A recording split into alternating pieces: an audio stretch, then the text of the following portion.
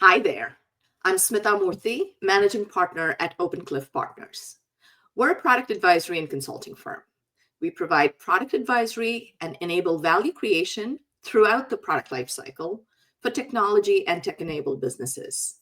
We partner with investors and boards, founders and CEOs, product leaders, and individuals, meeting them where they're at in the value creation process.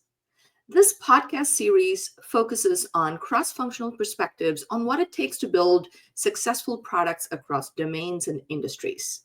I interview leaders from various functions with whom I've worked with to build and launch great products and the lessons we learned along the way. Today, I'm super excited to host Colleen Seery. Colleen and I, before I introduce her, I think Colleen and I go back. So my older son just turned 21, Colleen, and I know you attended his baby shower. That's right. So it's at least 22 to 25 years. We go back 25 years. We go back a long way. So I'm super thrilled to have Colleen on the show. Let me introduce her. Colleen lives in the greater Pittsburgh area and is currently a public relations manager at a leading networking systems company. She has more than 30 years of experience in the technical publications, product marketing, and PR fields. Her expertise lies in storytelling and crafting narratives that capture the attention of her audiences. Colleen's passion for storytelling allows her to bring complex ideas to life in an engaging and relatable way. And now I'm really nervous because now I should have probably asked you for feedback about my narrative as I kicked off this podcast. I'm sure we'll have that conversation sometime, but welcome to the show, Colleen. So happy to have you here.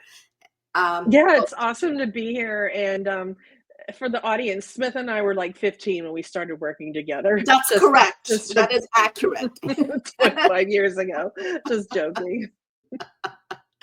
Absolutely. And why don't we start off by, why don't you share with our audience a fun fact about you? Okay, fun fact. I would say I am a total gadget geek. Like if there is a new gadget coming out, I just have to have it. I must buy it, whether I need it or not. I have so many gadgets in my house. I'm trying to be better about that and slimming down and living a more purposeful life with less stuff around, but it's not working out too well because there's a Sonos Arc Ultra in my foyer waiting for me to set up. So. Yes, I do remember that about you. And you always had the latest gadgets. Even though, so let's talk about when we met. We did meet in a professional setting and we did work together on a product. So let's talk about what was your role and function when we worked together. What do you remember most about our interaction from a million years ago? Well, I think that was back in the 2000s at Computer Associates. It might have been called Legent back then. I was in the technical publications group as a technical writer, and you were a product manager, and we worked cross-functionally on this automation software product, right? We thought it was so cool.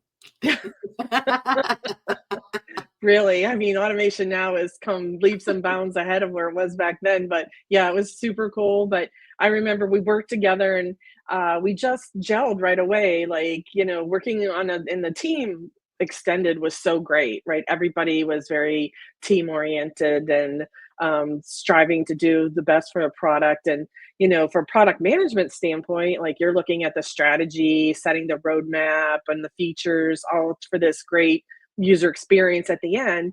And in technical publications, you're that way too, because you want the product's great. You want to represent it in a good way, right? So you want to make sure that the documentation's like top notch. And thanks to colleagues like you, we were able to do that through a great working relationship, I think. Yeah. And I, in fact, when I joined CA, I was never part of Legent. I think we had just done the acquisition. Yeah. So early 2000, actually it was 99. But 1999, 2000, exactly. So remember, that was also the time of the whole Y2K Oh, yes. Yes. Remember, we had actually stayed in the office thinking something's going to come We're gonna crashing happen, down. right? Yeah, like we actually had a lot of mainframe systems at the time. So when I joined CA, I joined as a software engineer. Did that for a few years. Then, if you remember, went to B school. Then became the product manager for Automation Point, which I was a developer for. So Colleen and I worked together both when I was a software engineer, and she was like this amazing tech pubs person. And she's absolutely right. A tech pubs, what was called documentation, then we called it technical publications. And more recently, when we intersected, we were calling it learning experiences, because it really is the thing that rounds off a product offering to the market. And yes, I learned a lot from you, and we gelled right away. Like Colleen said, we're friends more than colleagues, and I'm just so happy that we've stayed in touch all of these years. So Yeah, and like back then, if you remember, the documentation came in several forms. We were still printing it, oh, that's right. right? It was like, you got a printed man, you had to go to the printers and check everything out. It was an online version, and then we did the online help systems, which were very, like, compared to now, Yeah, sort of rudimentary, right? yeah, yep. I remember that. And the other thing I would say that I remember from our interaction then is you were always the super chic person. And I use that word very specifically because I think we had one situation when someone was looking through your shabby chic Oh, magazine. yeah. It was hilarious. But anyway, that's a side note, not relevant for this conversation, but it just brought up memories. So anyway, so okay, great. And so what I'd love to talk about, Colleen, is your journey. I For the audience, what I want to highlight is people are part of successful products in so many different ways. You were part of a successful product way back then in the capacity of technical publications, but since then you have reinvented yourself so many times over, and have had this really rich career in different types of roles, but with the common thread being that storytelling and that communication and Mhm. synthesizing complex topics into bite-sized chunks for people. So tell me a little bit about your journey, all the different things that you've done, and let the audience understand how it's helped your products. Yeah, wow, I've probably had, like, every sort of marketing role you can imagine. It's been a long career, so, I've moved around quite a bit. Um, yeah, it started in tech publications, and anybody who's done technical documentation knows it's kind of tedious because usually there are volumes of work and, you have to maintain everything and all of them, and I'm sort of, like, attention challenged sometimes, so I thought, I need something that, is more bite-sized, that keeps me on my toes. And so after tech pubs, I transitioned, and I've spent my whole career in tech basically. I'm not veered from that. But I went to a job fair and I landed a role at another networking company in their marketing communications department. And I really enjoyed that because, writing copy, working with customers on case studies that document how they used our products and the successes and results that they've had with them. That really meant a lot to me. And then I transitioned into public relations and product marketing from there. Went to public relations. Public relations is a very stressful field. Anybody that does it knows, because it's just, there's a lot going on and you're always having to manage the reputation of the company or a product, right? And so I went into product marketing for a while and I loved that. I worked at a research firm and I marketed our research reports, productize function. So I really enjoyed that.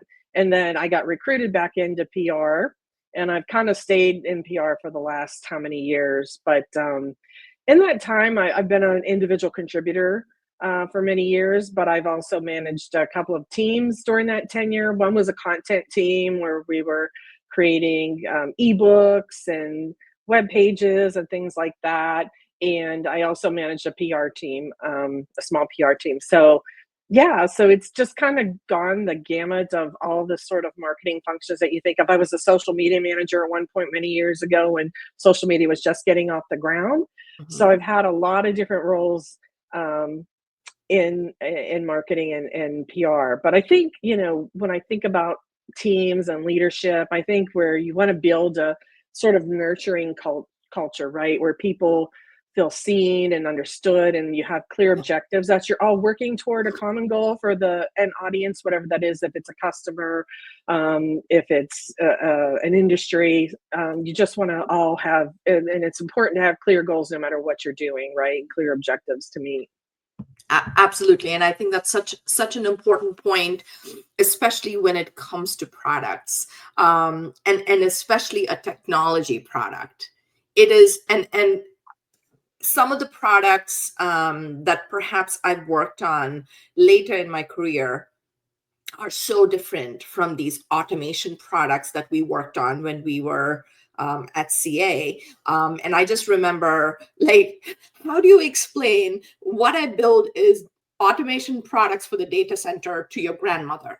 Yeah, It's really, right. really hard. It's And this is like complex stuff, right? It's not like yeah, using the apps that people know that are very user friendly. Like the back ends on some of these things, you really have to wrap your head around, and it's right, difficult to explain to people that aren't in the industry. But that's our job. Like that's my job, right?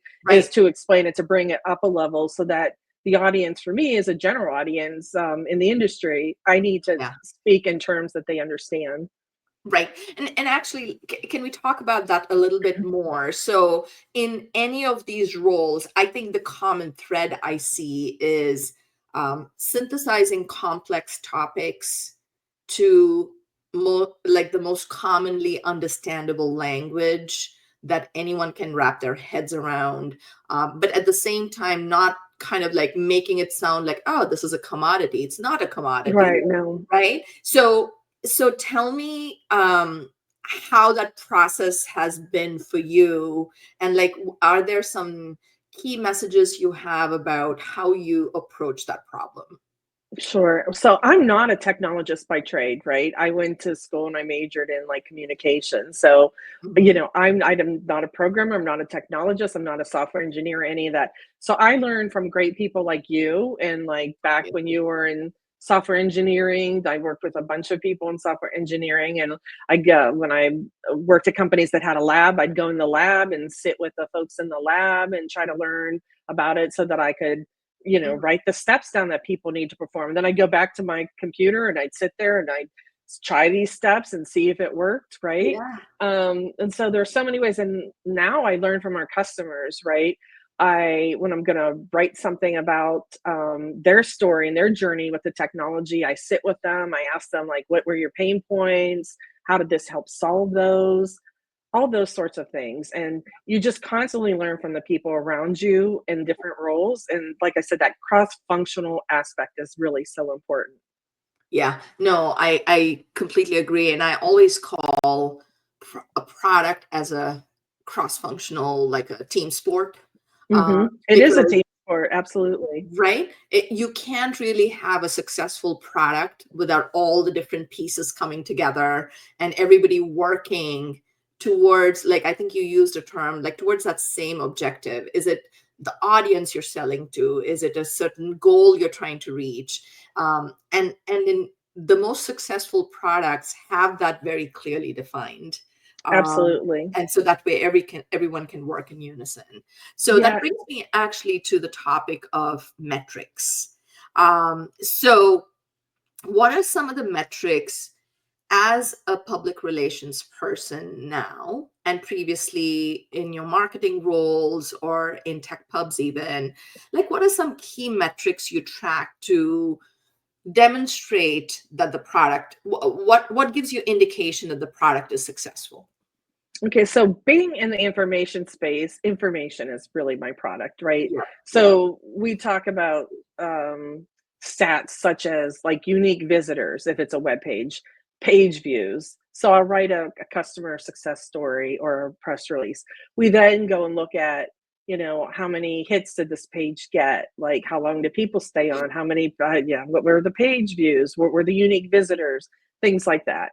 So that's really how we track success with these key metrics. And I always get so excited when you get the rankings. It's all sorts of things on that ranking list, right? And I see, Yeah. some content I created kind of high on the list. I'm like, yeah, I did a good job.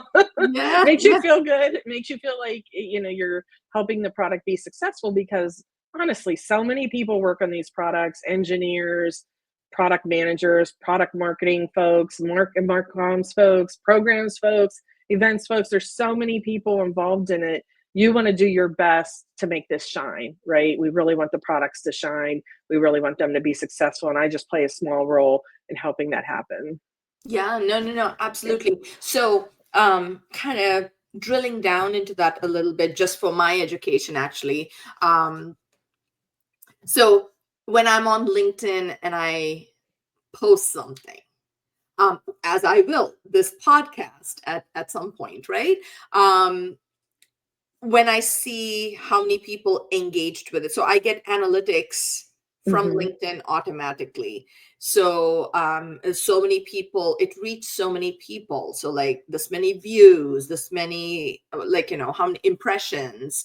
And then from time to time, I also get the statistics around engagement rate. Hmm.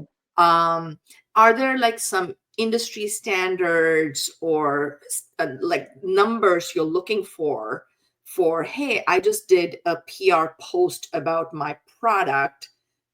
Is there X number of impressions that makes you start to feel comfortable? Or is there a lower number that makes you uncomfortable? Or like, what are some stats that one should keep in mind? For PR, it's a little bit different, because we don't just rely on those statistics for like an internal website or a social media channel, right? All of the information gets propagated through all those different vehicles. Mhm. My main objective is to make sure it gets coverage in an industry publication. So that's really my gold standard. Mhm. So, if it gets covered in like 3 or 4 publications, I feel very good about that. If no one covers it, obviously I feel very bad about that. But my end goal is to make sure that I'm getting visibility in the industry for the content that we're putting out.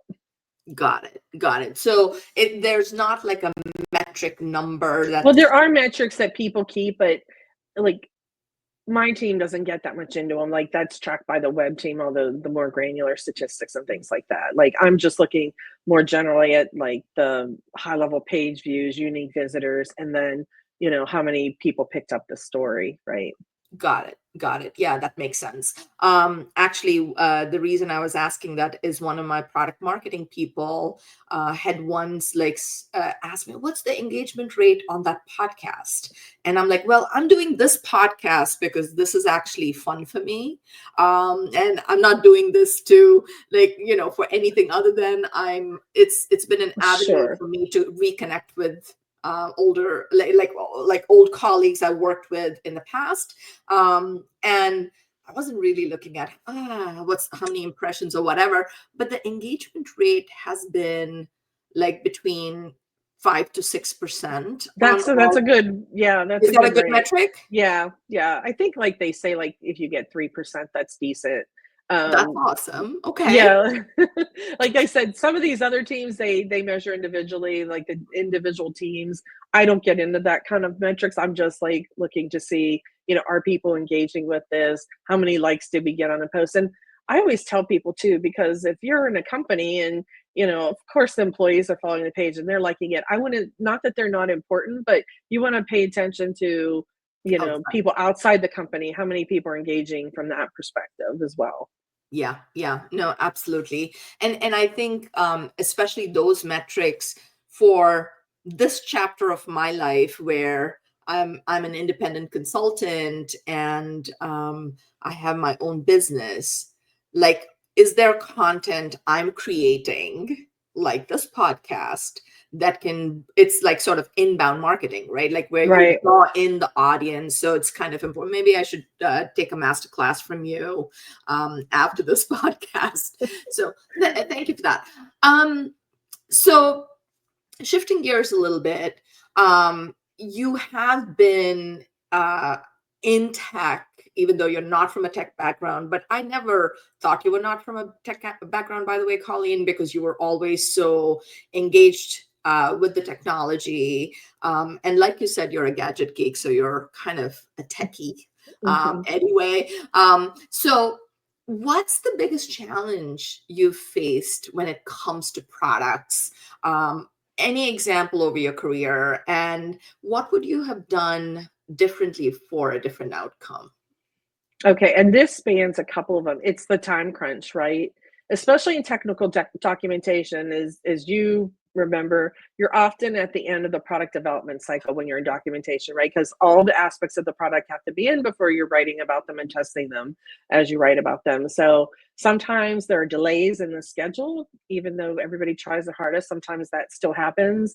And you get it, but we still have this end date that we have to meet. So it's very kind of stressful at the end because you're trying to fit it all in and you're the last person in the pipeline, especially in technical documentation. And then with PR, it's like the last minute requests. Like on a Friday afternoon at 3 o'clock, you'll get a salesperson calling you, hey, a customer wants to release this PR on Monday. You're like, Monday? You know, Yeah, I yeah, think people don't realize, number one, you have to draft the content. Number two, it has to be reviewed by various people in the life cycle. Like you have communications people that need to review it. You have product marketing people that need to review it. Legal teams often need to review this.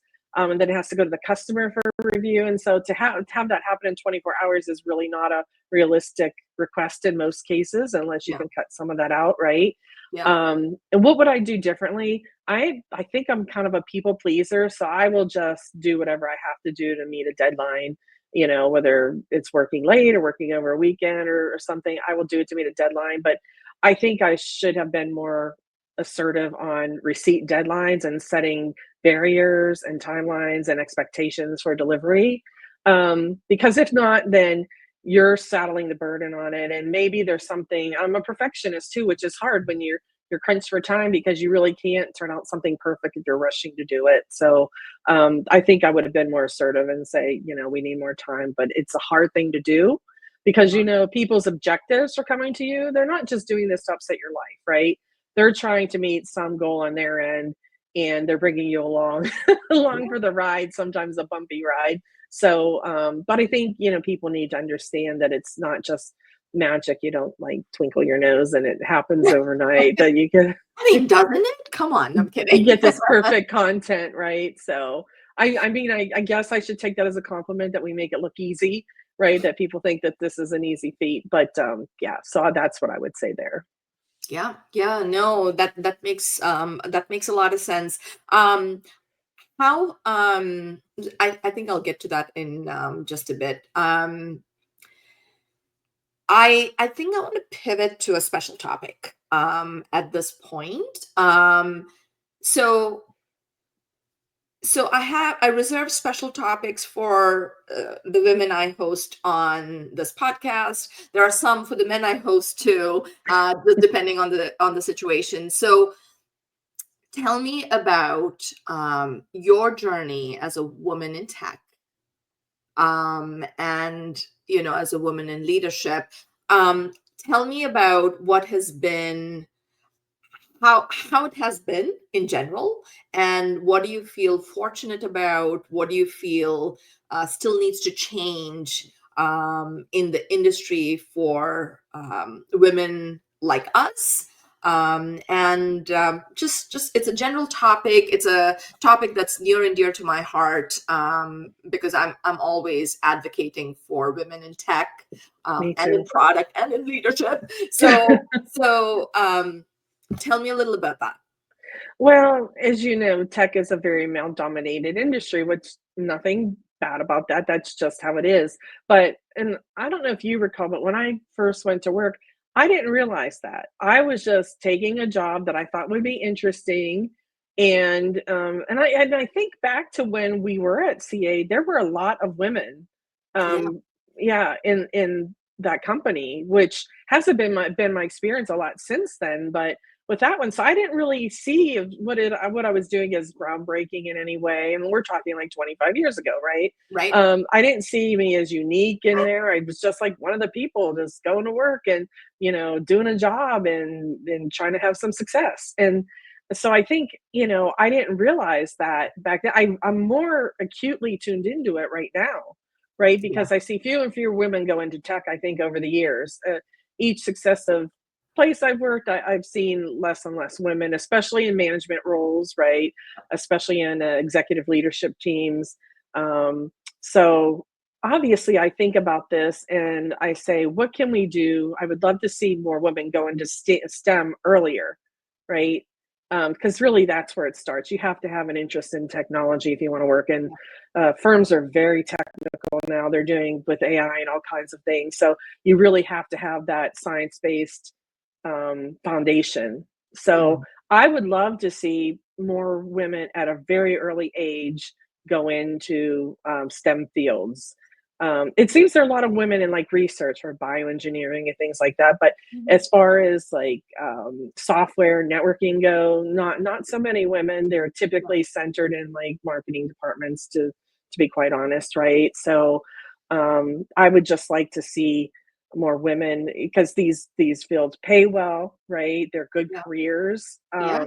So I would love and like I would love like how can we encourage this? And maybe you have some thoughts too, because I think about this all the time and I think you compete with TikTok where everybody wants to be an influencer now, right? Yeah. I don't think like it's going to be fewer and fewer women as we go along because there's this competing social media influencer space too. So Yeah. No, I think you hit upon a very, very important point, which is how do we encourage more women to be in STEM fields early? And they call this like a steep cliff. And I, as you know, I did my undergraduate studies here in the United States, but I was born in India and I came here when I was 18. um Gender was never a yeah, thing that's that I exact. Isn't that so worried. odd? Like I didn't think Yeah, of it either. Like yeah, like I never worried about it or thought about it growing up. I never thought about it when I joined computer engineering for my undergrad or computer science minor. Um, that was never a function. You know, when I now think back, there were exactly three women, and I'm very pleased to say I'm in touch with the other two still great. after a gazillion years. Three of us in the graduating class when we graduated from our undergrad in this engineering. So we were the three computer engineers. That didn't even register in my head back then because I was like, I don't care. I like what I'm doing and this is Mhm. what I do. But you're absolutely right. I think by the way, when I've spent a couple of stints in India, there's actually more of a gender parity there in terms of the number of people who do like STEM Oh. between men and women. I Mhm. think the difference is higher over here, which is concerning. Um, and then the point you talk about, we've all become a little bit more attuned to it now, is this rapid, the steep cliff, like they call it. Even if you do all the right things to get women in STEM early on, they kind of get to mid career or like I don't know, middle management, first level manager, whatever, Mhm. and then biology takes over, right? And like Yeah. as advanced as we are as a human race, women still bear children, um, and so I think that is something a lot of the companies I worked at focused on, how to support women during that period. Yeah, me too. They've been really wonderful, Yeah, and I how, have to say that, and that gives me hope, right? but the other part you talked about, so the challenge is at every stage, is my point. One is how do you get more women to STEM early on? How do you make sure there's not a steep cliff? and this Mhm. drop off of all the women who were in these amazing careers. They then they drop out of the workforce to have children, raise them, and so on. And how do you make it easy for them to get back in when they're ready? And when I think back, like even to our CA days, I remember, I won't mention the name because, like, I don't have her permission, but someone who was in QA, and I think you know exactly who I'm talking about, who was an amazing QA person who had actually dropped out of the workforce and came back in, and it was seamless. It Right. like wasn't like really a big thing. But the bigger issue is the number of women who are there as role models, who are there in senior roles, executive roles. And there are some, but I would say, a role model is different from having a certain number in executive roles, Right. because and this is going to be my second podcast series. I think I've been thinking about this, but it's going to become a second podcast series where I really want to focus on women who actually help other women in their careers, because I think that is really what is needed Yeah, to and, flip like, I know a the lot of roles. companies have, like, we have a sign up to be a mentor program, so I signed up to be a mentor, and, I had one taker so far. So, that was, like, in the last year I signed up to be, but I think it's important in that respect because, women and a lot of it too, there's so many factors that go into that, right? Yeah. I think as women, I don't know why, and we shouldn't feel this way, but we don't ask for things when we should. Like, if you really feel like you've done enough to get a raise or get a promotion, you need to be more assertive in asking for that. What do you have to lose? That's how I always look at it. What do you have to lose? Yeah, Right? absolutely. Yep. And I think we can learn a lot from men in that respect, right? Because they don't think twice about No, asking for something that they deserve, but correct. we do, and I think that has kept a lot of women down as well, right? They need to be more aggressive in their approach to their own careers. Yeah, no, absolutely. So I think that topic it deserves its own The whole podcast series, series. yeah, a whole series. But I did want to talk to you because you raised that beautiful point. Yeah, it really wasn't a big issue when we were kind of like 25 years ago, but now it's becoming more and more stark, the difference. I have to tell you this funny story. In the company where I was trying to recruit you, where I had just joined the company. It was probably my first or second day. I was getting a cup of coffee, and I've talked about this in a different article too. And there was this person, he just, he was talking to others, very friendly person, looks to me and say, "Hey, are you new?" I said, "Yes, I'm new." And he's like, "HR?" I said, "No." And he goes, "Marketing?" I said, "No." He's like, "Oh, what do you do?" I said, "I'm the head of product over here." He's like, "Oh my God, I'm sorry." I said, "No need to be sorry, right?" But there's something to be said about that stereotypical, like, Mhm. compartmentalizing people into certain roles. Right, and if they Um, saw more women in different that wouldn't even be a subject, because that wouldn't even enter their correct. mind, right? Yeah. Correct, correct. So it was a that one, I remember that often because it's like how you, like your mindset, like how you think about it. And it was interesting. The guy got really freaked out. He thought he had committed a big Oh, mistake, yeah. which I was like, no, I'm not gonna do anything, man, but like chill. But at the same time, it kind of left an impression on me that that was the automatic assumption. So in that company, by the way, we ended up doing a lot of programs. I was on the board for the Women's Leadership Network, where we did a whole bunch of programs to make sure we don't have that the cliff drop off.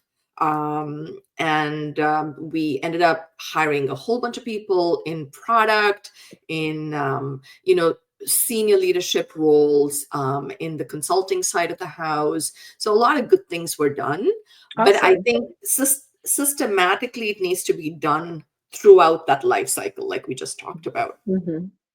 Clearly, this is a topic we could talk about We could all talk by about the whole, yeah, right. itself. We could devote a So, whole hour to this. yeah. So I don't want to forget that I also wanted to pick your brain on AI, Gen AI, agentic AI, all flavors of AI. I was just recently talking to a guest where, AI is not that new. When I went to college a bazillion years ago, we talked about neural networks and, Mhm.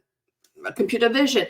Those were all those are all the Early building blocks forms of, for where yeah. we are today. So it's not really that new, but Yeah, and how long have we had chatbots, right? That's a form of AI, exactly, like, forever. exactly. And but I think like how we're leveraging that tech to do different things is what's changing over time. So going back to your profession, like pick whichever part of your journey you want, or whichever chapter in your journey. How is AI influencing what you do, and how it's changing your job? Yeah, and I would just say AI as we know it today has only been in, like, very recently for me, like, in the last year, and, just starting to use it, try it out for different things. I use it like a virtual colleague to bounce ideas off, right? "What do you Yeah, think of this? Am I yeah, missing anything?" It's very helpful like that because then I don't have to bother another actual human who may have yeah. time commitments that they're trying to meet. So just kind of in a rudimentary a thesaurus, I don't have to go then and open up another dictionary or thesaurus. I'll just say, give me, I use this word, but I don't really like it. Give me some good synonyms. And I'll tell you what, it's like 50-50, right? It's not perfect yet. They're still learning with the large language models and everything. So sometimes I'm happy with the interactions, and sometimes I'm just like, this is lame, to be honest. But Yeah. it's accelerating very fast in its progression, right? And we're going to have AI agents and inference. That'll be the next big step. That are the next big step, I should say. AI is going to make predictions and generate content, right? It's going to put those learning models into action. And Mm, that's where we're really going to see changes come to our everyday lives. I mean, I can see AI probably replacing someone like me that's a content creator, right? It's going to get so good that, I mean, you'll always need people to kind of manage the process and see is this going right. But a lot of the content and probably copywriting and a lot of roles are going to be replaced by AI. Sorry, people listening, but that's probably going to happen at some point. It's definitely shifting the way we work and create for sure, and it's yeah. scary and it's exciting all at the same time. I hear you, because just the other day I was reading this article about 95% of the code in this company was generated, AI generated. Mm. There was not a software engineer that was writing the code. Well, yeah, and Smitha, that brings up, remember back when you were probably in your early days of system software engineering, there was some like off the shelf code that sometimes people would use, but it was very basic, right? It wasn't the Yeah. main part of the product, but it was for some things. But that was kind of like an early starter to this. So, So my earliest programming days was at the command line. So oh, that's I remember the command line. let's not talk about that. But then, like, when Microsoft had, like, an integrated development environment, Visual Studio, I thought, oh my God, my life is so much better, Changed. right? Because you had these libraries of code that you could use. Hmm. But here we're talking about, um, you know, asking for certain functions and code to be written, To like be in, written from yeah, scratch, yeah, yeah, for from a scratch. specific purpose driven, yeah. Right. So I think, the biggest, I think it's an efficiency model here. Look, I don't think people like, I I think the biggest message I want to give people, and tell me if this resonates with you, is one has to constantly upskill and constantly stay ahead of the tech and constantly keep learning. Absolutely. And I Especially at my advanced age, right? Like, you would think I'd be kind of sliding out, but I feel I'm still pretty good with the latest technical stuff, right? absolutely. And, like, when I use, like, Chat GPT or something, it's what you put in the prompts gives you the better Exactly. results, right? So you have to be very skilled at what you're asking it to do. Yep. And you constantly have to learn. You can't just say, "Oh, I've got my degree or whatever, and I know all I need to know now, and I'm not gonna learn." But it is this constant evolution of learning, that keeps you going in your career. Absolutely, 100%. Yeah, and I think especially for our audience who may be in some of the professions, some of the chapters of your career that they're in, I think it's important. This message for me is very important, which is constantly keep learning, constantly stay ahead, like read a lot, um, Be be curious, like, curious. ask questions. Like, people are afraid to ask questions. I find this all the time, like, they're Yeah. absolutely afraid to ask questions. No, you're not gonna appear stupid. People see that as you're a curious person, an intellectual person, you wanna learn. Yep, yep. And I think the most important thing, especially for our special topic we just covered, is women, please don't be afraid to reinvent yourself. There's so much magic in that. Oh, absolutely. There's nothing wrong. I kind of feel like this is my new chapter in my career. Like I've done product, as you know, like my whole life. I was a software engineer, then became a product manager, and now I'm venturing out on my own. So I think it's if you don't challenge yourself, you won't see change. And And also, it's okay to fail. You might absolutely, challenge yourself and it might not work out. It's okay to yep, fail. You've learned some If you learned something from the experience, then it was worth it, right? You take that with you and apply it to your next role. absolutely. Well, that's a good way to talk about AI. So we're almost at the end of our conversation. Any book recommendations you have for our audience? That any recent books you've read, tech or Okay. otherwise? Yeah, I would say, read is the most important thing. No matter what you do, read. Like, I'm a voracious reader. I read, like, political news. I probably should stay away from that now, but I just read so much political news. But I would say, like, a big influence on me and a lot of books I've read were from Stephen King. And I think, people might say, Stephen King, he's a horror or thriller writer, but I think to me, his writing has been an inspiration, especially when I was younger. I read a ton when I was younger, more, nonfiction and fiction back then. But I would say, like, he's a masterful storyteller, right? Yeah. Even if you don't like horror, you can't say his stories are so compelling and he has such well developed characters, right? Either you just get drawn into it and you want to read. Like, do you ever have a book where you don't want to go to sleep, even though your eyelids Yeah. are getting heavy and they're closing? You just want to keep going because they've got you and it's so compelling and so enthralling that you just want to keep reading. So I think, like, those are the kinds of authors that I'm drawn to, like people who really can tell a good story. Yeah. And I think all that reading, when I thanks to my parents who passed now, but they kind of instilled that into me that it was important to read. I was always reading something.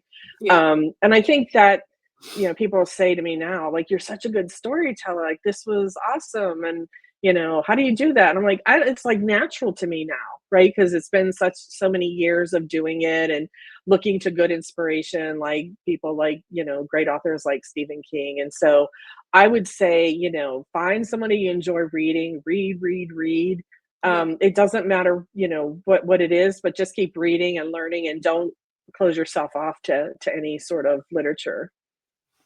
Hey, that's a great note to end this conversation. I know the audience has a lot to digest from this. This is a very different topic with your career spanning so many different areas of technology. So hopefully we've inspired a few people to enter tech, stay in tech, and grow in tech. Grow in tech, absolutely, grow Right? with it. Yeah. Mhm. So, thank you so much, Colleen, for your time and for being on the show. I really enjoyed this. I know as we mentioned at the beginning, we've been in touch for all these years, and I'm sure we'll continue to do so in the Absolutely. future. And thank you so much for having on. I really enjoyed talking about like our careers in tech. Like it's good to do a retrospective every once in a while and take a breath and look back on where you started and where you are now, right? Yeah, yeah, and it shows you how far we've come from where we started when we were, what was it, 15? Yeah, it's 15. That's right. Good. Well, thank you, Colleen. It's been an absolute pleasure and a blast having you over here. Right. Stay in touch. Thank you.